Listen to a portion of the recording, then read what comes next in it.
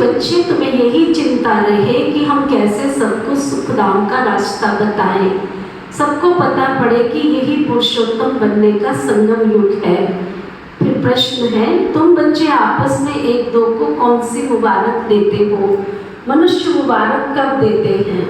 उत्तर, मनुष्य मुबारक तब देते हैं जब कोई जन्मता है, विजयी बनता है या शादी करता है या कोई बड़ा दिन होता है, परंतु वह कोई सच्ची मुबारक नहीं है।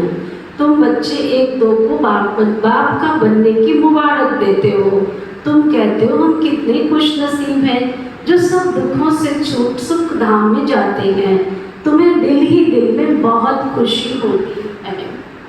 धारणा के लिए मुख्य सार, जैसे बाप को ख्याल आया मैं जाकर बच्चों को दुखों से छुड़ाऊं, सुखी बनाऊं, ऐसे बाबा का मददगार बनना है। घर घर में पैगाम पहुंचाने की युक्तियां रचनी है। सर्व की मुबारकें प्राप्त करने के लिए विजयमाला का दाना बनने का पुरुषार्थ करना है, पूज्य बनना है। वरदान, करणहार और करावनहार की स्मृति से, करणहार और करावनहार की स्मृति से, लाइट के ताजधारी भव, लाइट के ताजधारी भव। करणहार और करावनहार की स्मृति से, लाइट के ताजधारी भव।